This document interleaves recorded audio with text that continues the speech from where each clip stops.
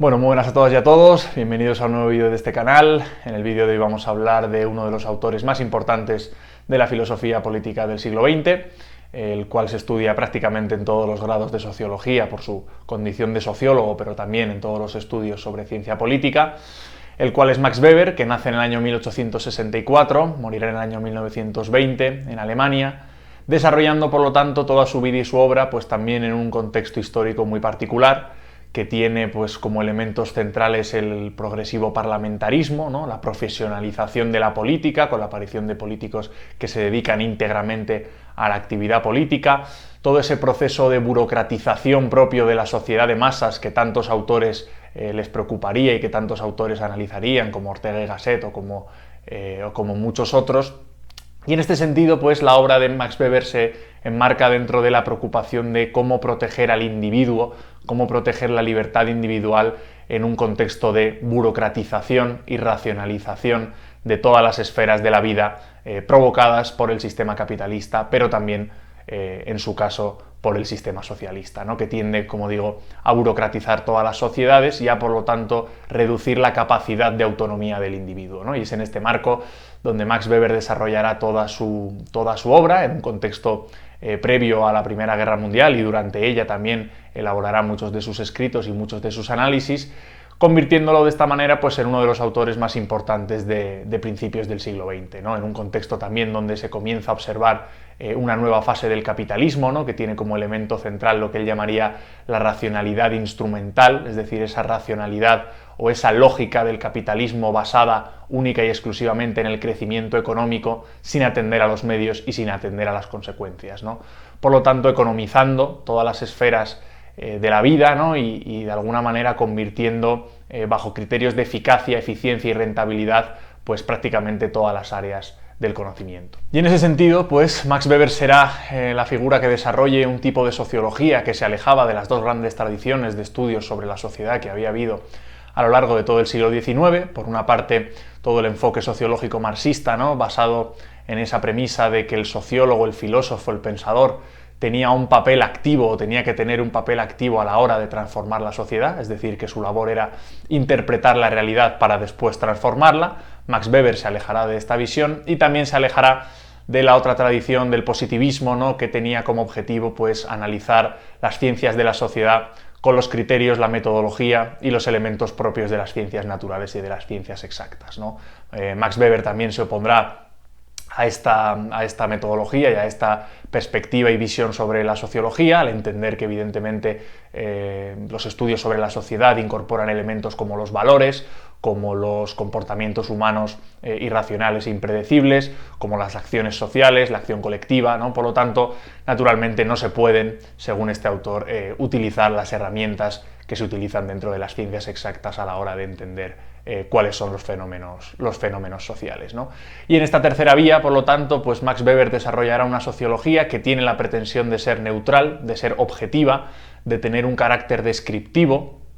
una aspiración efectivamente científica que se transforme en una verdadera ciencia social, pero evidentemente utilizando otro tipo de herramientas y otro tipo de metodología distinta a la de las ciencias naturales y exactas, ¿no? Y en ese sentido, pues considerará fundamental y considerará esencial que los sociólogos, ¿no? Al describir la realidad, pues eliminen cualquier tipo de consideración valorativa, eliminen cualquier, digamos, voluntad de hacer juicios de valor sobre lo que está analizando, intentando de esta manera pues a llegar a una conclusión y a un tipo de análisis que sea lo más descriptivo y lo más objetivo posible, ¿no? Bueno, en ese sentido es un autor fundamental para la historia de la sociología. Como digo, prácticamente en todos los estudios sobre sociología se estudia en profundidad la obra de Max Weber, y en la ciencia política también se trabaja fundamentalmente por todo su desarrollo sobre qué es el Estado y sobre qué es la política, ¿no? Max Weber nos aportará una de las definiciones más clásicas y una de las definiciones que más se utilizan a la hora de entender la institución y la organización del Estado, ¿no? Que nos viene a decir que el Estado es, digamos, esa organización, ¿no? que tiene y posee el uso legítimo de la violencia, ¿no? Y el monopolio del uso de la violencia como institución hegemónica, ¿no? Lo cual, pues efectivamente nos viene a decir y viene, digamos, a continuar con toda esa tradición que viene desde Maquiavelo y que pasa por Hobbes y por otros autores liberales que entienden, ¿no? que el sentido y que la esencia del propio Estado está en su carácter hegemónico, en su carácter de hacerse valer por medio del uso de la fuerza, porque se entiende que es la única manera de efectivamente ser capaz de elaborar una serie de políticas que se entiende que tienen un fin que es razonable, ¿no? Por lo tanto, el ejército, la policía, las propias leyes, ¿no? La manera en la que se estructura la propia sociedad, el sistema de impuestos, etcétera, etcétera, configuran todo el entramado del Estado, que según este tipo de autores es la única herramienta y la única manera, ¿no?, moderna que tiene verdaderamente el ser humano de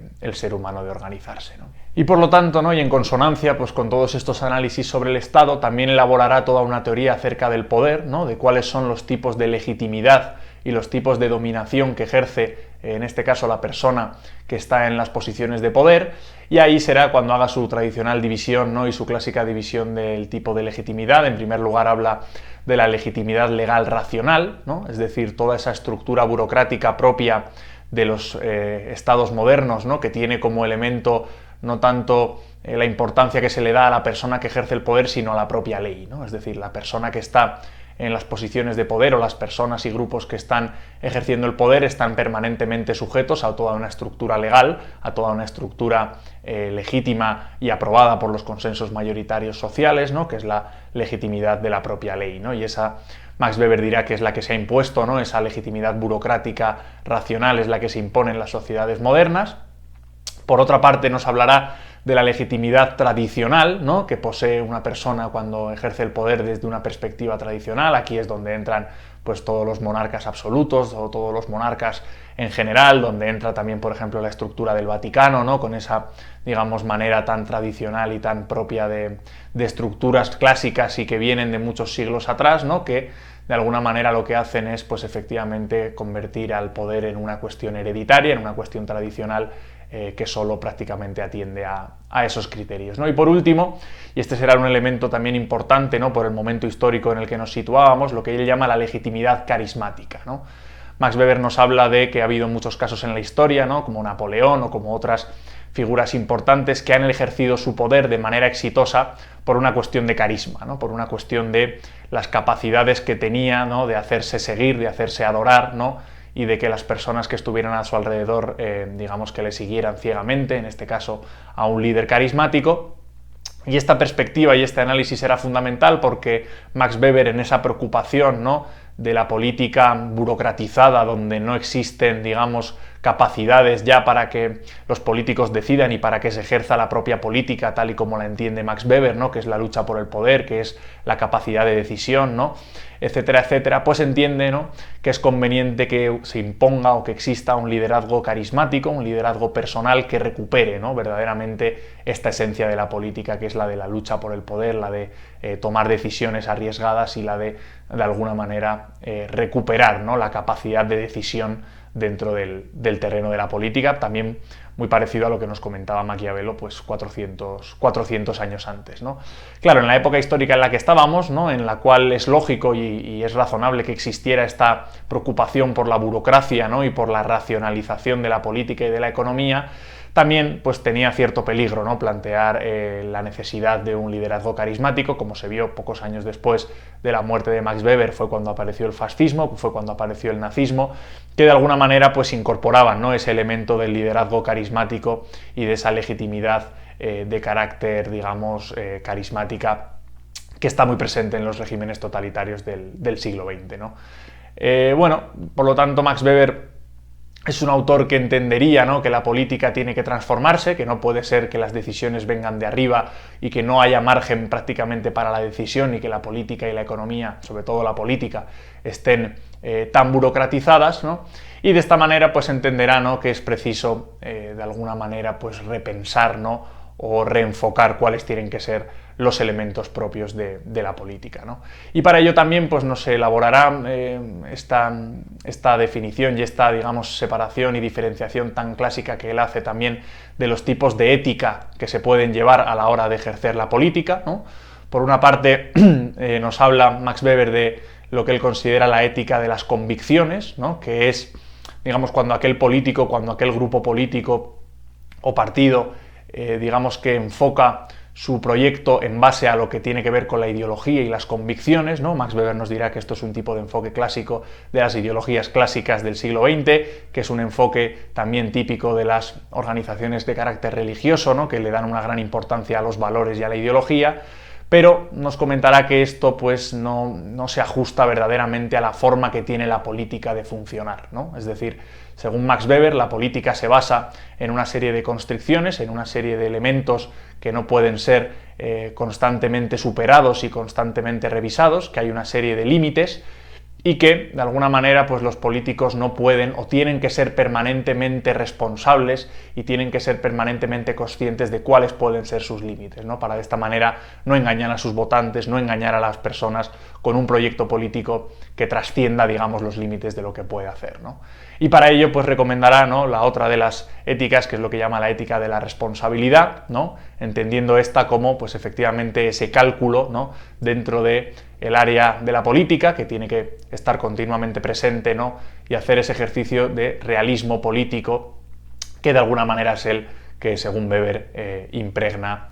todo lo que tiene que ver con la política, ¿no? Porque la política no es una cuestión de deseos, no es una cuestión ética, sino que es una cuestión de gestión política y de gestión responsable de las diferencias y de los problemas que haya en la sociedad, ¿no? Esto es lo que plantea Max Weber. Hay otras perspectivas, naturalmente, sobre la política, pero esta es una de las que se ha impuesto, ¿no?, que ya proviene, como digo, de toda la tradición liberal, desde Maquiavelo, pasando por Hobbes y llegando en este caso a Max Weber. Sin embargo, pues Max Weber también tendría la particularidad, ¿no?, de que sería un autor que analizaría también en profundidad el sistema capitalista, ¿no?, como modelo económico, social y político imperante en las sociedades modernas, y de esta manera pues también le llevaría a ser crítico con muchos de los elementos que sustentan, digamos,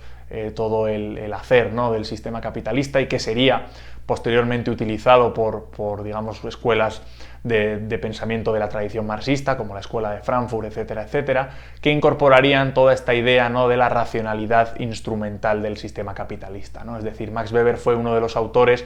ya lo había teorizado Marx y ya lo habían teorizado muchos otros autores previamente, pero Max Weber también fue capaz de identificar, ¿no?, poniéndole el término de racionalidad instrumental, ¿no?, a toda esa estructura y a toda esa lógica del capitalismo que está basada única y exclusivamente en el crecimiento económico, en criterios de eficacia y eficiencia, como comentábamos antes, y que de alguna manera no entiende, ¿no?, o no tiene en cuenta cuáles son los medios para, de alguna manera, desarrollar y garantizar el crecimiento económico, ¿no? Y esto en el siglo XXI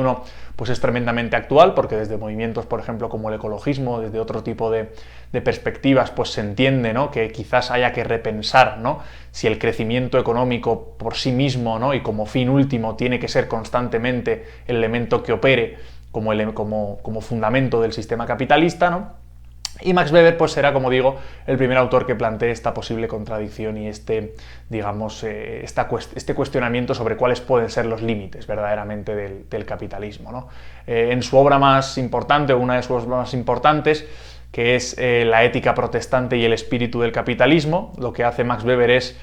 intentar rastrear o intentar analizar cuáles son los elementos que fundamentan los orígenes del capitalismo, y aquí identificará la reforma protestante como un elemento central que digamos, explica el crecimiento y el auge del capitalismo, ¿no? Este libro es importantísimo porque lo que hace también es separar o intentar dividir cuál ha sido el desarrollo económico en los países protestantes. Como sabemos, en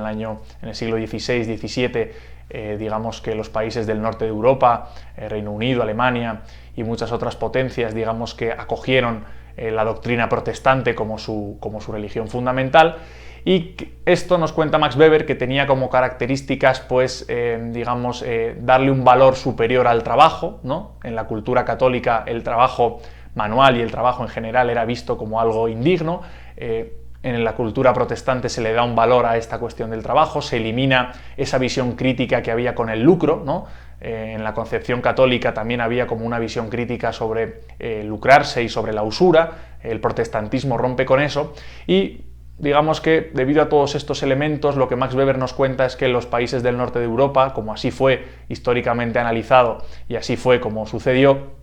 desarrollaron un tipo de mentalidad inversora, un tipo de mentalidad basada en la economía, basada en la racionalización económica, que de alguna manera permitió un mayor desarrollo del capitalismo en los países del norte en contra o en detrimento, digamos, de las capacidades inversoras de los países católicos del sur, como España, Italia, etcétera, etcétera, ¿no? Y esto es muy interesante porque también nos ha servido a muchos autores para analizar por qué existe un desarrollo, digamos, más intenso en los Estados Unidos y en Norteamérica, con respecto, por ejemplo, a América del Sur, ¿no? Donde las élites económicas y las élites políticas de toda la época pues estaban basadas en una tradición católica que tenía como elementos, pues como digo, esas redes aristocráticas y esa falta de visión inversora y de esa visión empresarial que sí que existía en los países del norte, ¿no?